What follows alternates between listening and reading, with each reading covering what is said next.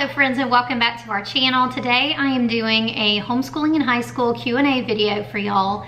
You may already know that I have a ton of homeschooling in high school videos on my channel, so I will be linking those in the description box below as it relates to the questions that I'm being asked, so that if you want more detail on that information, in many cases I have at least one if not multiple videos on some of these questions that y'all have asked me. So as you know, my daughter Katie graduated in May of this year. She's going to be starting college soon. We did dual enrollment last year as well. And so I decided to do a Q&A because I was getting questions about homeschooling in high school from some of you. And I thought this would be a good time while everything's still fresh on my mind and, you know, that kind of thing. So I've taken your questions, I've organized them into like 4 categories. So today we're going to be talking about curriculum, credits, homeschooling in high school just in general, and homeschooling in high school, things that relate to preparing for college. So let's go ahead and dive in. Okay, so the first topic that I want to talk about is curriculum. I did get a lot of questions on curriculum. And like I said, I have videos on a lot of these topics, so I'm gonna just kind of pop up on the screen like what the video thumbnail looks like, and then I'll have it linked in the description box below. I have a huge homeschooling in high school playlist. Probably it's like more than 36 videos. But if that is a little bit difficult for you to kind of comb through and find what you need, I'm gonna try to link these videos. I'm gonna try to talk about the specific videos as I get to it in the questions so you know where to go to get a little bit more information. All right, so the first question I had is, what curriculum should I avoid? So that is kind of a tricky question because I think the answer is gonna be different for every single person. However, there are 3 times that I think you should avoid a curriculum. The first one is it's a style of curriculum that doesn't fit your student. It doesn't fit their, learning style, their personality or whatever. The second thing would be if it doesn't fit you as a teacher, because it's very, very difficult to teach something that doesn't really mesh with the way you teach, unless this is an independent topic, which a lot of times high school courses are independent, in which case you can leave that question out. And thirdly, if the curriculum doesn't align with your academic goals or standards or your moral goals or standards. So that's how I evaluate curriculum, whether I'm purchasing it for my elementary student or whether I was purchasing it for my high school. So an example of this might be Sunlight is an awesome curriculum. It's not one that I use, but everyone that does use it loves it. However, my student was not an avid reader. Reading was not her thing. That was not something that she enjoyed. So choosing Sunlight as a curriculum for her it wouldn't be a good fit. So that would be a curriculum I would avoid, not because it's a bad curriculum, but because it's not a good fit for my child. So I hope that helps. I do have a video that kind of goes into this in a little bit more detail, and the video is called Choosing Curriculum in High School. All right, the next question, and I'm kind of reading off of my list of questions here, but what curriculum works best for math and science in high school? So again, I think you have to use, the questions that I just gave to help you select your own curriculum. For me, I will tell you that I really enjoyed Shorman Math and Science. It is from a Christian worldview. He has a very strong Christian worldview, and it's tied through everything that he teaches. For us, that was a pro. That could be a con for you, so bear that in mind. But it's very strong academically. It's very strong in science and in math, and for us it was a very good fit. Now, if you have a student that's maybe math is not their best subject or science is not their best subject, then you could potentially use you could use Shorman Math and Science to help boost them up. Or you may decide that, it might be a little bit too difficult, and that's fine too. I have video reviews on Shorman Math, and I will link that below. And then the next question is very similar to this, and that was science curriculums with labs that are high school worthy. Again, my favorite would be Shorman Science. The website is diveintomath.com. I will link our Shorman biology review. The labs, you have the ability to buy a lab kit and do the lab along with the video lab as well. His labs are AP level. Most of them are AP level, so they are very good. They are very academically strong, yet they do have a Christian worldview. So again, for me, hands down, high school math and science, Shoreman is it. But again, I just want to point out that, you know, different students have different needs. And Katie was a student who was very advanced. And so if you have a student that is maybe not as advanced in math or science, that curriculum could be a little bit too much, unless you kind of start with some of the classes in middle school, maybe to beef up, you know, where they've been. So I hope that helps on the math and science curriculum question. Next question is, do you feel taking advanced classes helped or hurt?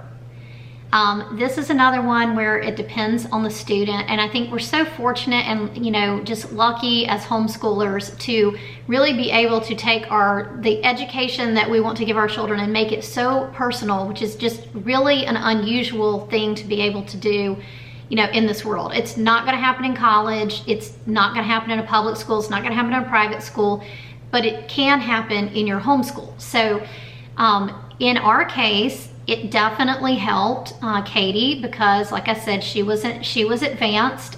She was ahead in her math by at least a year, possibly you might even say 2 years ahead. And so I definitely feel like it helped us. I made several videos on topics like honors, dual enrollment, AP, CLEP, things like that. So I'm going to list some of these videos for you. I've got one called Pros and Cons of Dual Enrollment for high school, and then one called Honors, AP, Dual Enrollment, and CLEP. So in those videos, I go into a lot of detail about the you know, how-tos and why you should consider it, why it might be a good fit, why it might not be a good fit, why you should consider dual enrollment versus AP, or AP versus dual enrollment, or honors, or whatever. So I would definitely recommend, if this is something you want more information on, then you go into those videos where I give a whole lot more detail. But in general, what I would say is that if your student is working above grade level, then it is good to challenge them with honors classes in 9th and 10th grade. Remember, an honors class is a class that is harder than the regular class, and it has more work. So it's not just a class where you change the grading scale. A lot of curriculum will tell you to do that, but that is not the expectation of a college. A college expects that the honors class is harder and it has more work. So you can make classes honors by adding projects and papers and things like that, and I use those projects as a way for Katie to learn new things that were not in the curriculum that I thought were important. For instance, we did this with microbiology. We did a microbiology project that was not something that had a whole lot of detail, and I wanted her to have a little bit more in that. In the area of math, I really wanted Katie to have more in-depth knowledge of statistics, so we did a couple of honors statistics projects, and I felt like that was very helpful for her in understanding more of the research kind of side of things. Also, we did do dual enrollment for Katie. She spent most of her senior year doing dual enrollment because she was so far ahead that we had pretty much, we had taken all the classes. So all she really needed was one English credit, and then she needed an American, no, not American government. She needed economics credit, which was a half credit. So we did the economics as a high school class, and we did the English as a dual enrollment, and then she also did, you know, like she did college algebra, she did calculus, she did 2 French classes, she did a music class, and some other things like that as dual enrollment for her senior year. I kind of want to give you the bottom line on this before I move to the next question, but again, like I said, there's so much more to know about this that if this is an issue for you, a topic that you're interested in, then I highly recommend you check out the other videos that I've mentioned. But in general, the biggest benefit of taking either honors or dual enrollment classes is that it increases the student's GPA. So I can't go into all the details here about that, but in every state, it's going to give you extra credit on your GPA for taking that class because the class is harder, it's more work. And so depending on how your grading scale works in your state, it's going to give you a boost. So how does that help you? Well, obviously when you are applying to colleges, If, you know, the highest you can get is, say, just a general student that did no honors or AP or, you know, dual enrollment or whatever, and you made straight A's, but you just did regular classes, then the highest you can get is a 4.0. But, you know, if you're doing honors classes and other things like that, you potentially could get all the way to a 6.0 on a weighted grading scale with your GPA. And that, I'm talking about the state of South Carolina here. Other states may weight them differently, but that is the basic reason why most people will do that. The second reason why people will take like dual enrollment classes is because you are getting some of your general education classes that have to be done at college done early. You're doing them while you're still in high school. So I hope that helps. It's kind of some general information on that. The next question is, did you feel pressure to use secular curriculum to appeal to a wide range of colleges? No, I did not feel any need to use secular curriculum. I definitely think that's something you need to kind of work out in your own mind, whether you think that that's going to be important for you or not. I could see that in some cases that might be important depending on what college or university your student plans to apply to, but in our case that didn't really matter. However, I do think it's important that kids in high school, that they're not just parroting like what you and your husband believe about whatever subject, whether it's, you know, Christianity or your beliefs or whatever, or even your political beliefs. I think it's good for kids in high school to ask questions and formulate their own opinions and beliefs. So, you know, kind of to that end, I took a lot of care with Katie to make sure that we did apologetics, especially in middle school. We did a lot of apologetics. I wanted her to kind of come to her own conclusions about what she believed about different topics and things versus, you know, just parroting what we think. I think that's extremely important for kids really kind of to start thinking about what they believe and why they believe it before they go to college. So to that end, did I go into some secular ideas and topics? Yes, absolutely. And I would use secular materials where needed to present both sides of, you know, arguments that I wanted to discuss with Katie. And I did a lot of that kind of work over the summer. So I hope that helps on that topic. The next question is, did you feel pressure to stick with one publisher to avoid gaps? No, I do not. However, I do think that it's extremely important to avoid gaps, particularly in writing and math. So in the case of math for Katie, we decided when Katie was in 9th grade that we wanted to move from Saxon math, which she had used since 4th grade, all the way through, let's see, at that point in 9th grade, she was in Algebra 2. And we had decided that we wanted to move to Shorman Math. We just felt like Saxon was not a good fit, but Shorman was similar enough to it that we felt like it was going to be a good rigorous math for her, which she needed because, like I said, she was in Algebra 2 in 9th grade. So she was ahead in math. So what we did when we switched, since she was ahead in math, is we went ahead and started her at the beginning of Shorman Algebra 2. So instead of saying like, okay, she's done this topic and this topic, let's start her here, we started in December with Shorman Algebra 2, even though she had already completed like half of Saxon Algebra 2. And that was a little bit of a rough year because she decided that she wanted to finish it, you know, in that school year. And that was her choice. And she did it, and she was proud of herself when she did. But I just basically wanted to make sure that she didn't have any gaps from switching from one curriculum to the next. So I definitely feel like that is a valid concern. But I don't think it means that you were stuck with a curriculum that's not a good fit. It may just mean that you need to back up and you know, maybe just search for those holes or try to plug those holes when you do switch. The next question is, what resources to use for problems with spelling and writing in high school? So I highly recommend The Good and the Beautiful High School Language Arts. They are very strong in spelling, grammar, and writing. And I think that that is a good fit for most college-bound students. You know, you don't have to have had all of the good and the beautiful like elementary and middle school stuff before you move into high school. But I kind of regret that Katie didn't have that. It wasn't really available when, you know, she was in school. Their curriculum is newer. And like I said, she just graduated. So we were, you know, using other things at the time. But I definitely feel like The Good and the Beautiful was very good for that. It focuses on spelling more than, in my experience, other high school curriculum does. It focuses on grammar, punctuation, vocabulary usage. All of that I think is very good for writing, and it's also very good for preparation for the SAT. So that is my opinion. There's other great curriculum out there to choose from, but that's what we used for Katie, and that's why we used it. The next section we're going to talk about is credits. So the first question is, how do you give high school credit in middle school? I have a whole video on that, and that is a great question, and it's also a very detailed answer, so I definitely recommend watching the video if that is something that you have concerns about or you want to do. But in general, when you take a high school class in middle school, there are a few things that you need to be aware of. One, you need to make sure that your state allows it. Most states don't allow it until 7th grade.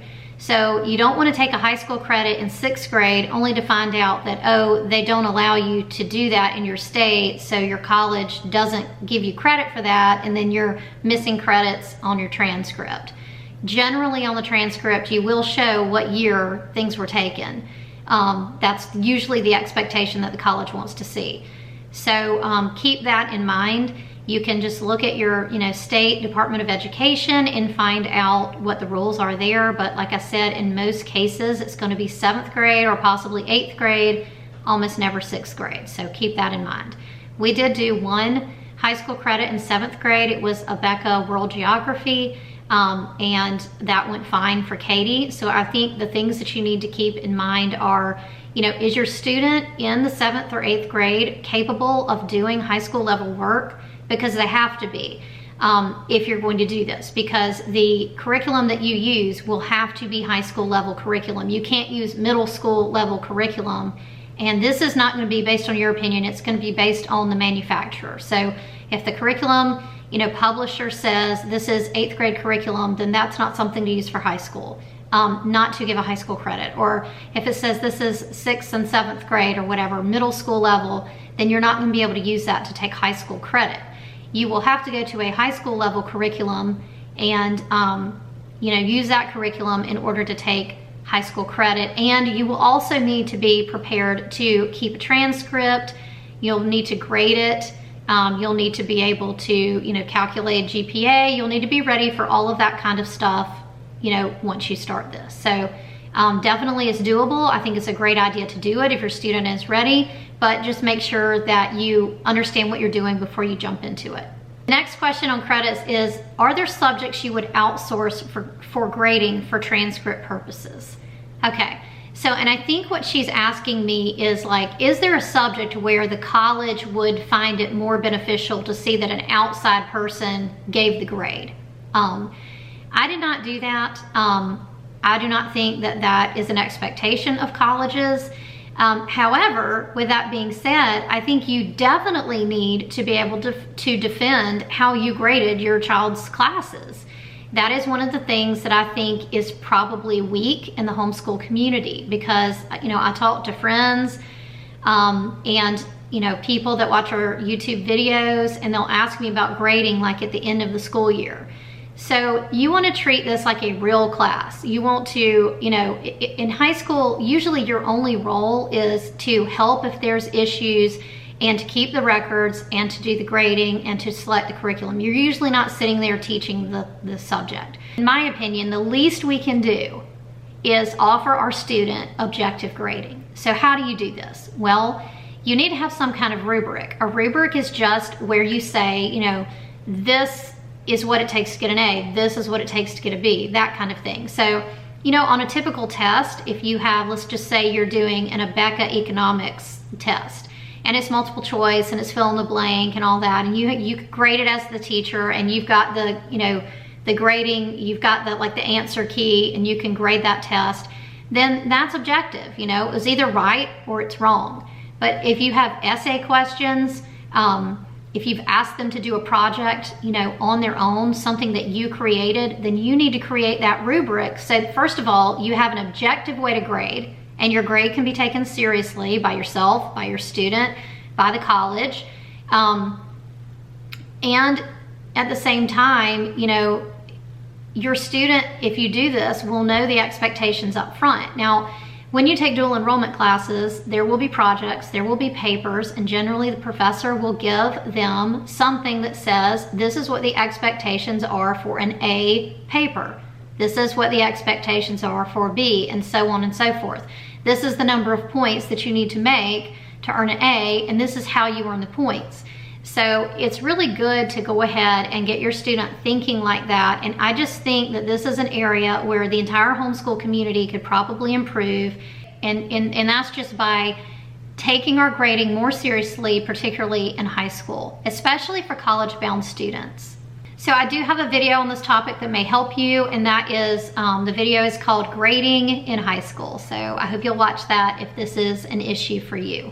All right, these are the general questions that I received, and I kind of had multiple versions of this first one, and that is, looking back, what would you do differently? Or looking back, what would you change? The biggest thing that I would change is I wish that I would have homeschooled Katie from the beginning. So we homeschooled her starting in 3rd grade, and that was after a couple of things happened in public school. She was being bullied for one thing, but the other thing that was happening is that her grades were slipping.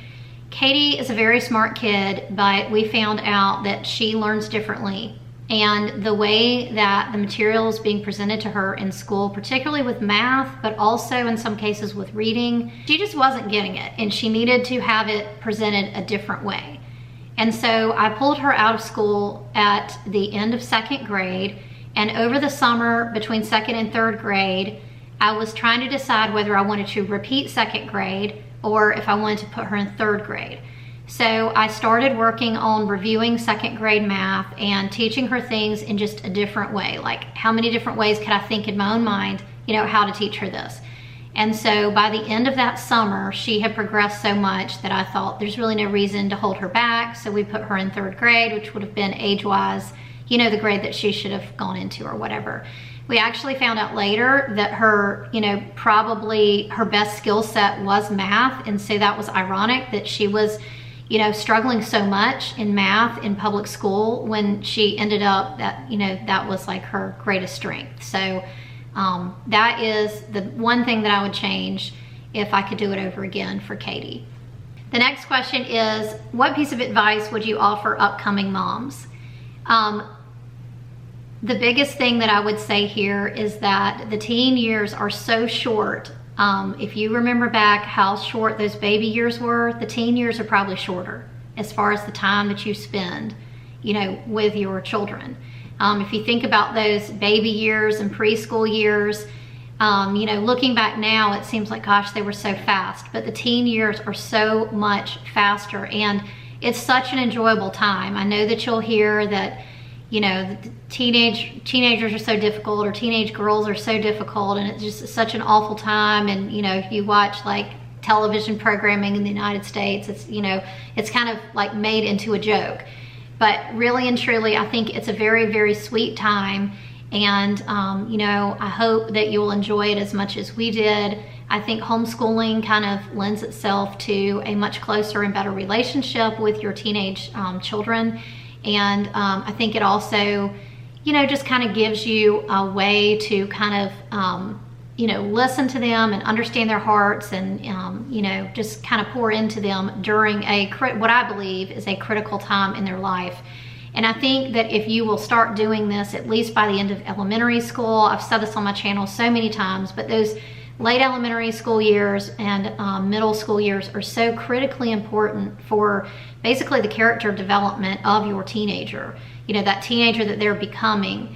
I highly recommend, spending that time, that quality time with them during that little bit of time that you really have. The next question is, what is something in the homeschool community that you would like to see change? I'm not really sure how to answer this because I don't want this to seem like offensive, and I don't really know how to put it into words. But I think I'm just gonna go ahead and say it. And I think it's kind of that comparison thing. I guess what I'm saying is I wish that we would all understand that our children are unique, our homeschools are unique, we are unique, and the ways that we approach homeschooling, there is, I don't want to say that there's no right or wrong, because I truly don't believe that. I believe that there is homeschooling that's really neglecting your child because you're really not following your state law. So I don't want to say that there's no right or wrong, because there is a right or wrong. The right is that you're homeschooling in accordance with your state law. And so if we can all agree that we're homeschooling in accordance with state law, if we've met that, like minimum guideline, then at that point there's no right or wrong in terms of the how to do it. So, I think it can be difficult for new homeschool moms to even watch homeschooling YouTube channels, because, sometimes I think we can make it look so hard and so complicated. And this upcoming school year, where Katie's going to be starting college and Sophie will still be in elementary school, this will be my 11th year homeschooling, and I still find many homeschool YouTube channels to be overwhelming as far as all the either stuff that they use or they have to organize or manipulate or deal with in their home, or just the way that they do it, and all the, procedures and organizations and just all the things. And, I'm a person that likes to keep things as simple as possible.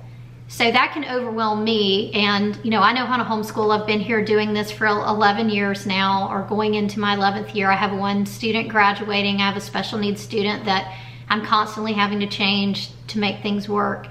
I feel like if that overwhelms me sometimes to watch videos like that, then I can only imagine the young mom that's making the decision, should I homeschool? I just think we can complicate things so much. And so if you're a mom and you're starting out with homeschooling, just be aware that there probably is a channel out there for you that has children maybe similar age to you, or similar issues to you, or they homeschool or organize in a way that appeals to you, but not every YouTube channel will, if that makes sense, because we are all different, and the way you do it is, it's going to work for your family, and it's going to work for your children, and that is absolutely okay and perfect for you. So don't feel the pressure that you have to go out there and buy all the things, do all the things, switch all the curriculum just because there's something new and shiny. Just do what your kids need. And really what they need more than any of the shiny stuff and any of the curriculum is they need you. All right, the last set of questions all deal with college, having to do with things to prepare for college, or getting into college, or things like that for homeschool seniors or juniors. All right, so the first question is, what are some things you should do in your junior year to prepare for college? I'm gonna go ahead and mention, before I forget, 2 videos that I did on this subject that I think would be helpful. And the first one is how homeschooling in high school is different from middle school and elementary school. And the second video is called Homeschool Planning in High School. So the first thing is, I don't recommend starting to prepare for college your junior year. There are some things you should be doing your junior year, but really and truly, we should be preparing for college probably before 9th grade. And there are just some general basic things that we need to do to make sure that by the time we get to our junior year, that's when you're applying for college. So all your ducks need to be in a row then, right? But we want to make sure that as we enter into our high school, we know what we need. So a good way to do this, and I talk about this in great detail in my homeschool planning for high school video, and that is, what we can do is go to like a public university in our state. So for instance, I went to the University of South Carolina, and I looked at their admissions guidelines. So you could just Google search whatever the school is, admissions guidelines, or freshman admissions, or something like that.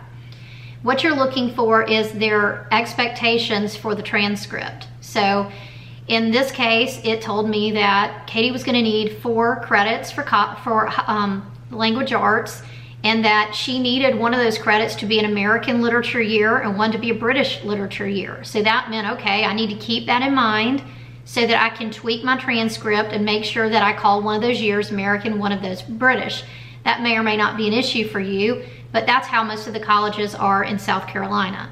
So that was an issue for me. So I would recommend looking at different, if you've got a college that that your son or daughter's been looking at since they were in 3rd grade, and that's where they really want to go, then obviously you're going to choose that college. You also want to choose at least a couple of schools in your state, and just look at those general requirements and make sure that, you know, ours very well followed our state graduation requirements, except for a couple of things. And I just made sure that I put that on my radar screen. So that's what I would recommend doing first. The second thing I recommend is keeping really good records. Even if you don't live in a portfolio state, once your child is taking high school credits, even if that's in 7th grade, you should be keeping a portfolio. You should be keeping detailed lists of you know, their science labs, if they're taking high school science, their literature that they're reading for, you know, their literature, if they're doing any honors projects, any papers, anything like that. You should be keeping detailed records of that, as well as the transcript, as well as course descriptions. And I do have a video that I'll share here on portfolios and on course descriptions. What are they and why do you need them? So those are some things that I recommend as far as preparing for college, if you have a college-bound student. And I also highly recommend that you do this even if you don't know if your child is going to go to college. It's fine if they don't, but at least we have prepared them if they want to go. We're not taking anything away from them. One other thing related to this question that I want to be super specific on for the junior year, in between junior and senior year, or beginning of senior year, that's when you're going to apply to college. By your junior year, you should have taken the SAT at least once. I recommend taking it, you know, like you can take it in the spring and then take it again in June if you want to. Then you still have time to take it in your senior year, because if you need to raise your score, you're going to need to be able to take it multiple times. So you don't want to just take the SAT your senior year. The junior year is kind of the year of the SAT, and you definitely need to be studying for the SAT, you know, that year. How early did you start to look at specific college requirements? I kind of have already talked about that, but as soon as you are thinking about taking high school classes, you know, I'm a planner, so I was looking at college requirements when Katie was in like 5th grade. That's when I first started looking and asking questions. But certainly by the time she was in 7th grade and I knew that we were going to take a high school credit, I had really done my research then, because I wanted to make sure that anything we did, we were going to get credit for. The next question is, how do you take the PSAT as a homeschooler? Where do you sign up? That kind of thing. You will have to sign up with a local public or private school. They may or may not allow you to do this. They don't have to, from my understanding. They don't have to allow homeschoolers to take it. Usually they will though. Usually Christian homeschools are very comfortable and friendly about allowing homeschoolers to take the PSAT with them. And they will take this in the 10th grade year. That is the year that they are eligible for certain specific like scholarships and stuff like that if they make an extremely high score on the PSAT. So you want to make sure that at the very beginning of your sophomore year, like August, like as soon as there's somebody in the school's office, that's when you start calling to get on the list for the PSAT. So beginning of sophomore year, go ahead and do that. And I believe that they offer it in October. All right, the next question on the PSAT is, when did Katie start prepping for the PSAT? So like, when did she start studying? She started studying in January of her freshman year. We just kind of added it as a subject. We used Khan Academy, and she started studying. I think we had a book as well that we used, and she started spending just a little bit of time every day, or a block of time several times a week, studying for the PSAT from January through the summer until she took the PSAT in October. Now, I just want to point out something that I just thought of while it's on my mind. For the SAT, you're going to sign up through the board, I forget what they call it, the board that handles the SAT. That I think it's just called College Board or something like that. But you sign up online for the SAT, and you will select a public or private school. But with the PSAT, you have to actually call the school to sign up. So with the SAT, you go online and you sign up yourself. So that's a little bit different, just to keep that in mind. Next question, how did you approach teacher recommendations for college? That was not an issue for us. We did not need that for any of the dual enrollment that we did, or for the school that Katie decided to apply to. We did not need teacher recommendations, but if that would have been something that we would have needed, I would have contacted the admissions office and said, we are homeschool students and we don't really have a teacher other than me. So what kind of recommendations do you suggest that I get? Okay, and then the last question is, what did you use for a high school transcript?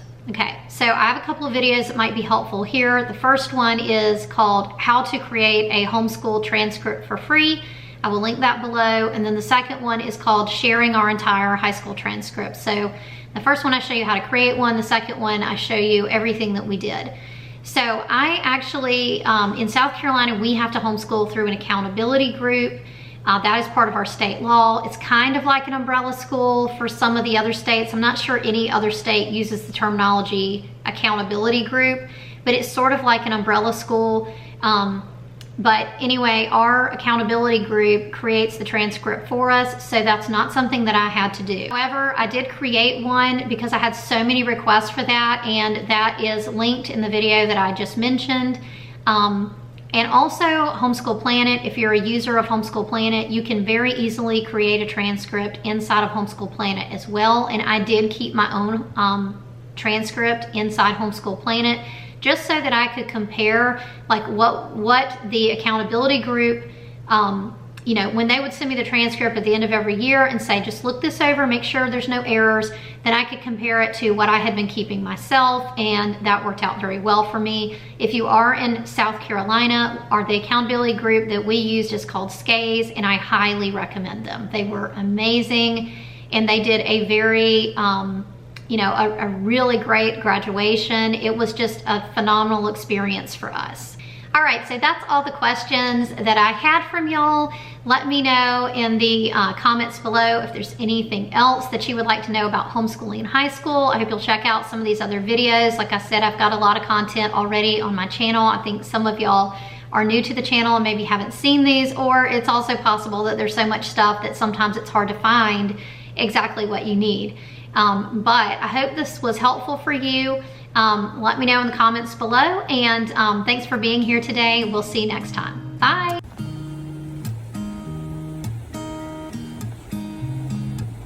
There's a new day that will come again tomorrow. There's a new day to wash away